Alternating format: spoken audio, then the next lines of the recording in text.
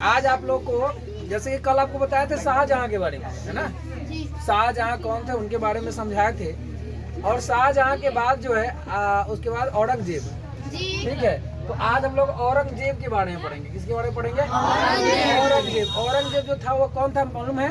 शाहजहां के तीसरे पुत्र था, जिन्होंने क्या किया था, शाहजहां को कैद करके आपने क्या किया था, साम्राज्य का बादशाह बन गया था, गद्दी पे बैठ गया था।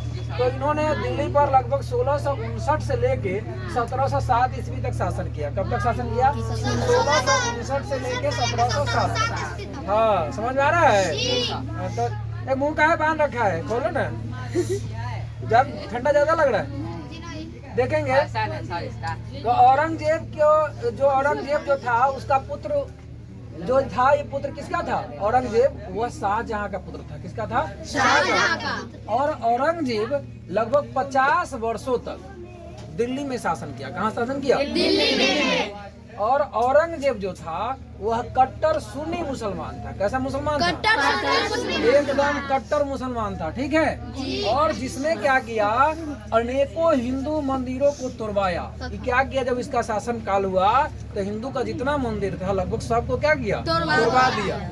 और उसके इतना ही नहीं किया, उसके बाद धार्मिक त्योहार जो पर्व होता है ना, पर्व, उस सब पर रोक लगा दिया, प्रतिबंध लगा दिया कि कोई पर्व नहीं मनाना है, ठीक है।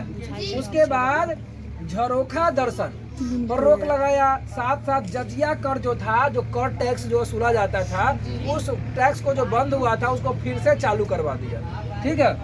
इस प्रकार बहुत ही अत्याचार किया औरंगजेब।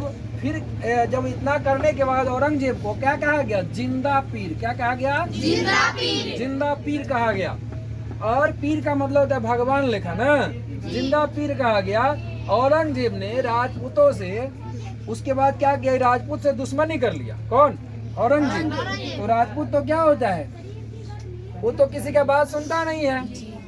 उस क्या किया? राजपूत तो लड़ाई में आगे रहता है, उसे क्या किया? दुश्मनी कर लिया। और यह क्या हुआ? मुगल साम्राज्य के लिए भारी पड़ गया, यानी कि उसका पतन का कारण बना। औरंगजेब ने क्या किया? इस्लाम धर्म को जबरदस्ती कबूल करवाता था, ठीक है। तो जबरदस्ती मार के पीट के जैसे हो आदमी से क्या करता था? कबूल करवाता था। तो उसमें जो था सिख धर्म के 9 गुरु थे। कौन? गुरु तेग बहादुर। इनको जबरदस्ती कहा गया तुम सिख धर्म धारण करो, ठीक है। सिख को छोड़ के तुम इस्लाम में आओ। क्या करो? इस्लाम में आ जाओ, मुसलमान बन जाओ। लेकिन इन्होंने मुसलमान बनने से मना कर दिया, तो इनकी हत्या कर दी गई। क्या हुआ? इनकी हत्या करवा दी गई।